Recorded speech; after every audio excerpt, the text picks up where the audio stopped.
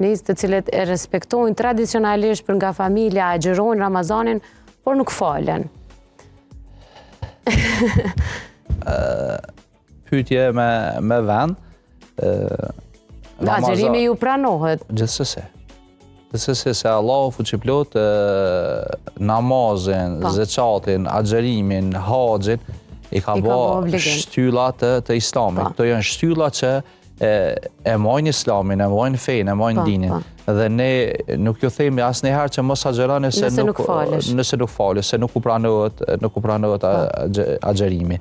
Besa dhe nuk jemi kompetent, mi u tregu njerëzve se çka pranohet e çka nuk pranohet, e Zoti më ndërhyjë në mëshirën edhe rahmetin e Zotit fuqiplot. Aq më tepër kur ai ka thonë për agjerimin se ai bëhet për mua dhe unë e shpërblej ata. Kush jemi ne me gjykut të kundërtën apo me ndërhyjë në këtë lidhje të Zotit me robën e vet. Por megjithatë, namazi është ai i cili e ka lit njeriu që agjerimi i tij të jetë sa më i kompletuar, se namazi i përfshin gjitha llojet e adhurimeve.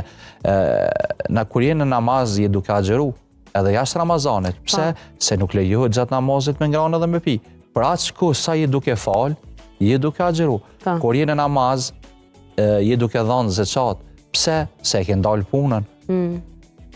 Je distancu nga puna, je duke dhënë sadak lëmosh. Kur je në namaz, e merr një pjesë të shpërblimit të çabës. Pse? E ke kthy fytyrën edhe zemrën ka çabja. Do të thonë namazi është adhurimi, është shtylla kryesore e Islamit, pas dëshmisë, pas fjalës la ilaha illallah, por megjithatë edhe zeqati, edhe agjerimi, edhe haxhi janë shtylla.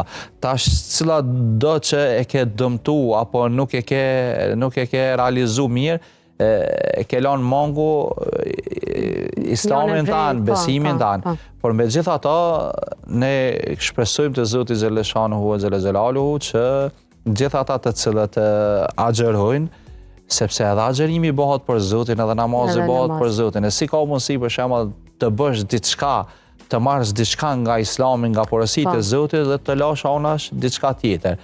Po sido që të jetë, agjerimin Allahu xhaleshanuhu e ka bërë një herë në vet, që vije një muaj dhe qëndron me ne 29 apo 30 ditë, ndërsa namazin e ka bërë 5 herë në ditë, para se të lind dielli, në namazin e sabahut, që besimtari të prish rahatin, qetësinë e xhumit për ta falendëruar, për ta madhruar Allahun xhaleshanuhu. Para mendo vetëm 2 rekate po ndalën ata te namazi pak nëse më lejohet. Vetëm 2 rekate sunet të sabahut, ka thënë profeti alayhis salatu wassalam, është më e mirë se gjithë kjo botë dhe gjithçka çka kanë ata. E të mos flasim më për farzin, për obligueshmërinë, 2 rekate tjera që janë farz. Se sunet është ato që e ka fal Muhamedi alayhis salatu wassalam, ndërsa farz është ato që Zoti e ka obliguar. Gjithë ky shpërblim është vetëm për sunetin. Pastaj vjen dita, je zgjuar në mëngjes se ke fal sabahun, ke fillu ditën, vjen mesdita.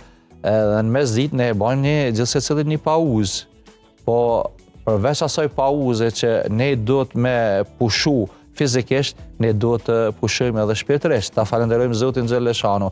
Krejt në fund të ditës në namazin e ikindijes, pasi që të dielli në namazin e akshamit dhe krejt vënë në errësirën e natës në namazin e yatsis. Kështu që besimtari gjatë 24 orëve të mos e ndërpret lidhjen me Zotin xhaleshanuhu xhelalu.